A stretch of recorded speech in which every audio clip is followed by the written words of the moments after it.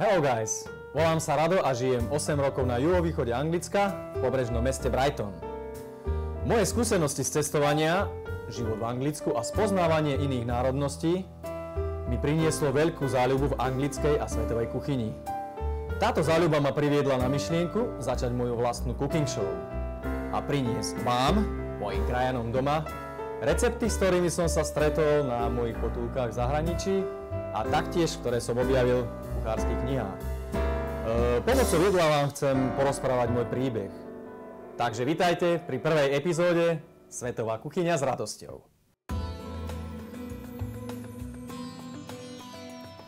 Začíname s jedným z anglických tradičných receptov bread and butter pudding, čo sa dá jednoducho preložiť chleba natretý s maslom a poliatý pudingom. Suroviny, ktoré budete potrebovať na tento dezert sú 10 plátkov sendvičového chleba, malú lyžičku škorice, 2 vajcia, strúhaný muškátový orech, 100 g hrozienok, ale kto má rád hrozienka dá viac, kto nemá rád dá menej, podľa chute. 50 g cukru, 300 ml sladkej smotany, vanilkový extrakt, 125 g masla a 600 ml mlieka. Budeme to zapekať v zapekacej mise, najlepšie takáto obdĺžniková, kde sa budú ukladať plátky chleba. Prvú vec, čo spravím, natriem plátky chleba s maslom z obidvoch strán. Tento recept je jeden z najstarších receptov v anglickej kuchyni. Bol zapísaný už v roku 1752 v kuchárskej knihe. Zaujímavé, Angličania ho majú veľmi radi a dosť často ho aj pečú. Je jednoduchý, zvládne to spraviť každý, dokonca aj chlap. Tak, prvý plátok máme natretý a môžeme pokračovať ďalej. Teraz natriem ďalší plátok a takto budeme pokračovať so všetkými 10. Tak, dobre.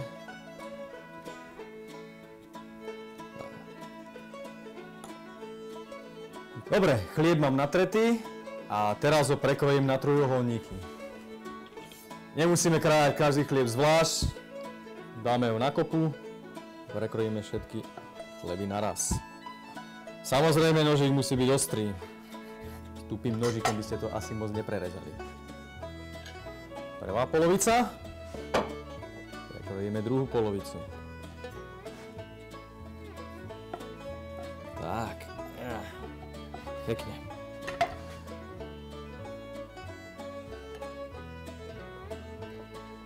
Chlieb je prekrojený. Začneme ho ukladať na zapekaciu misu, alebo do zapekacej misy.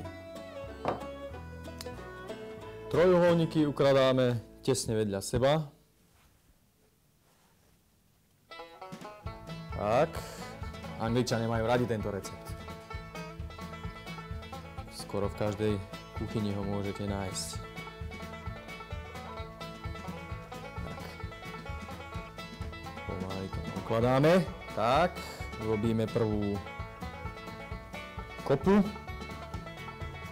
A posledný kúsok. Tak, dobre. Teraz si vezmeme malú lyžičku a posypeme to strúhaným muškátovým orechom. Tak. Potom to posypeme škoricou. Dáme viac škorice, chutí. Tak. Dobre, posypal som to škoricou a dáme prvú vrstvu hrozienok. Niektorí gurmáni si hrozienka ponoria do brandy. Ja ich brandy nemám ponorené, robím to troška tradičnejším spôsobom. Tak, posypeme hrozienkami. Tak.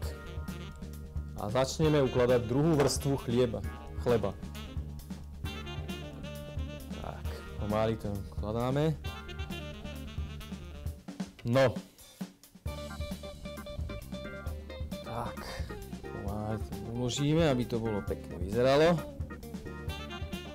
Tak. Druhú vrstvu chleba mám položenú a posypeme to takisto, ako sme to posypali na začiatku. Strúhaný muškátový orech, pol lyžičky, zhruba štvrť lyžičky. Škoricu, tiež štvrť lyžičky. Tak. A posypeme to rozienkami samozrejme. Po vrchu. Tak, teraz začnem ukladať poslednú vrstvu a môžem si potom začať chystať puding. Tak, posledná vrstva chleba bude uložená. Muškátový oriešek tu vyvoniava, tak ako aj škorica. Troška to pritlačím. No a môžeme to zase posypávať. Muškátový orech.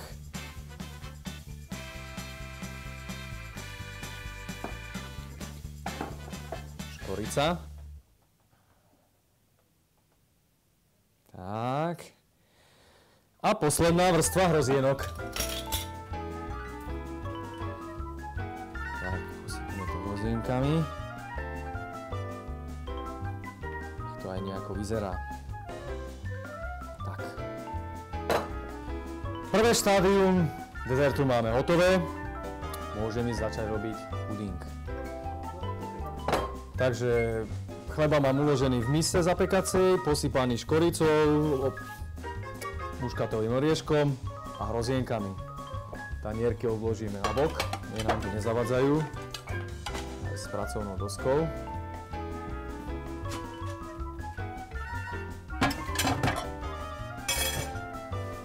Toto si tiež môžeme už odložiť. Tak, na bok. V ceste a môžem začať prípravu pudingu. Angličania tento puding nazývajú custard, alebo po slovensky kustard. Ale môžete kľudne použiť aj zlatý klas alebo vanilkový puding.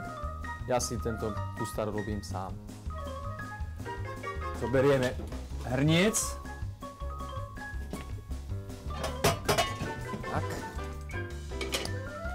A na slabom ohni dáme váriť mlieko.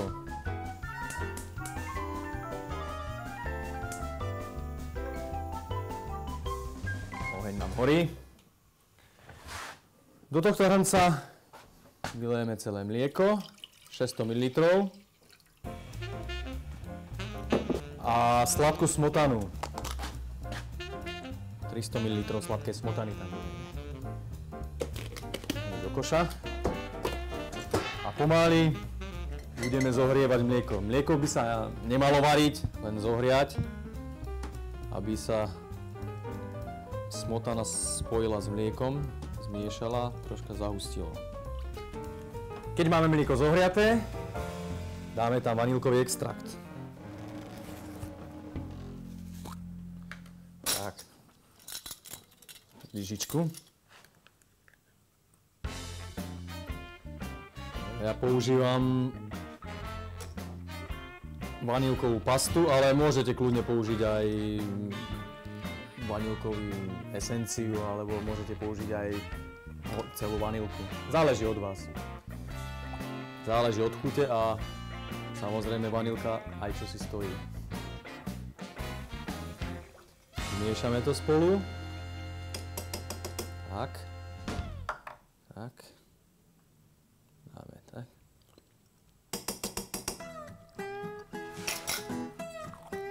Dáme na bok. Mlieko je zohriaté, zmiešané s vanilkovým extraktom. A teraz to vylejeme späť do džbánu.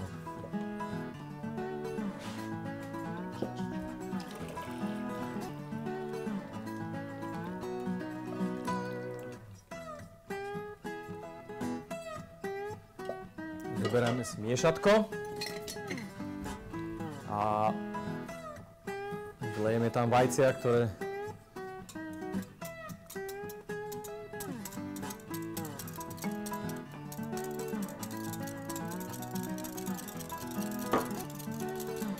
Vajce rozmiešame v tomto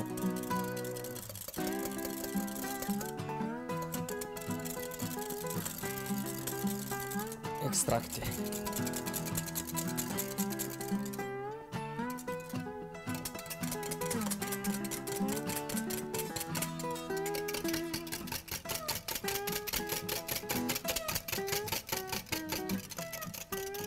Vajcia musia byť rozmiešané a nemôžete tam vidieť žiadne žltko plávať alebo bielko. Zobere to asi minútku miešania. Nič zložité.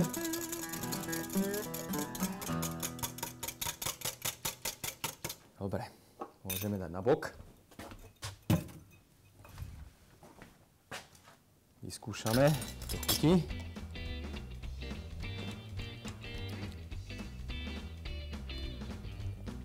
Tak, ešte tam pridáme cukor.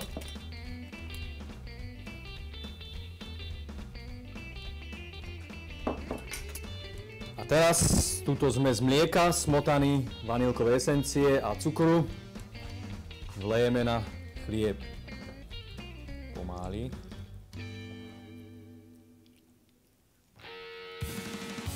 Pomáli lejeme, aby sme nevieli na stôl. Tak. Je to veľmi jednoduchý recept. Každý si ho môže doma spraviť sám a nemusí byť ani profesionálny kuchár. Veľmi jednoduché.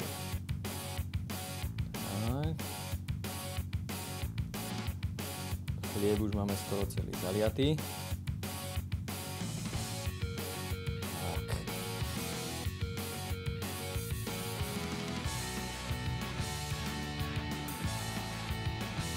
A dáme na bok na 10 minút, aby chlieb nasal toto mlieko ako spongia. Medzi tým, ako chlieb absorbuje mlieko, zapnem si trúbu na 180 a nechám nahriať.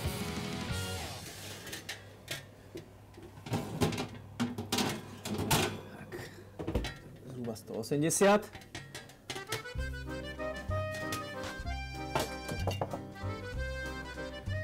Máme chvíľku na reklamu.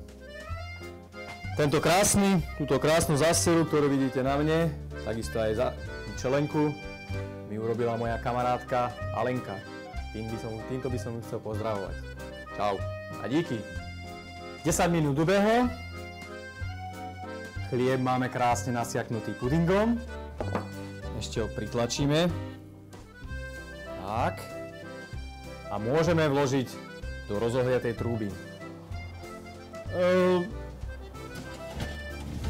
Dezert sa pečie zhruba 30 až 35 minút. Ešte sa vrátim k histórii tohto dezertu. Tento recept nie je len ľahký, ale je aj super, že môžete použiť starší chlieb, nemusí byť čerstvý. Tak vlastne aj vznikol ten dezert. Chudobné anglické rodiny nemali často na jedenie nič, iba chlieb a mlieko. Tým, že prišla do Anglicka industriálna revolúcia, anglické rodiny začali byť troška bohatšie, mali prácu, tým pádom mali aj peniaze a mohli si dovoliť hrozienka, mohli si dovoliť škoricu kúpiť, mohli si dovoliť kúpiť muškátový oriešok. A vlastne z toho obdobia ten dezert, dá sa povedať, nezmenil svoju podobu. Dezert je v trúbe, ešte raz opakujem, ktorú som vopred predohrial na 180 stupňov. Ešte nastavím 35 minút. Tak. A medzičasom, ako sa bude môj dezertík piecť, zavolám mojim pokusným králikom. Tak.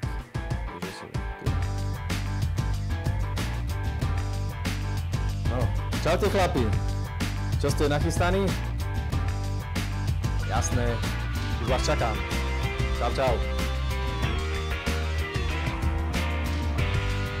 Moji pokusní králici o chvíľu dorazia a ja si dám na prestávku.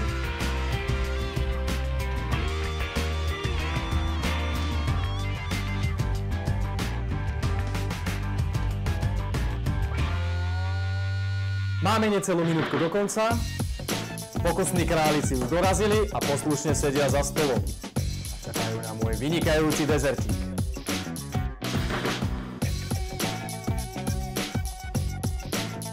Dobre, ja môžem pomaly vypnúť trúbu. A počkať 20 sekúnd, aby som mohol vytiahnuť môj vynikajúci dezert. Tak. Pecsa, 9. Vezmem si moje rukavice. Tak.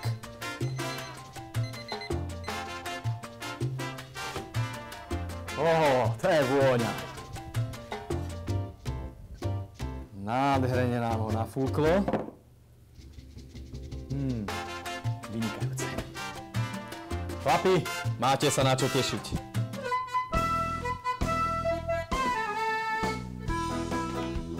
To máme. Krásne sa to podarilo. Dobre, dávam po porcii.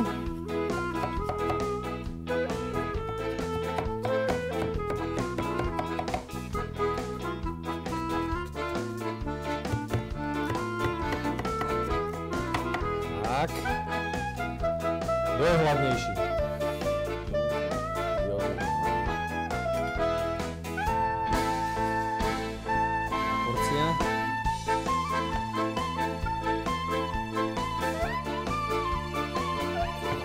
Počkaj ešte.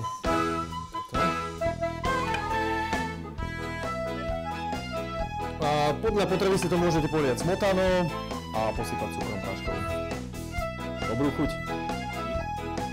Smotana. Práškový cukor.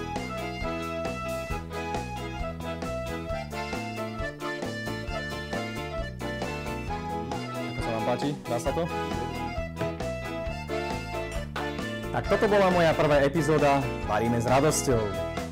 Ďakujem, že ste si na mňa našli čas a teším sa na vás aj na budúce, kedy si pre vás prichystám opäť nejaký zaujímavý recept zo svetovej alebo anglickej kuchyne.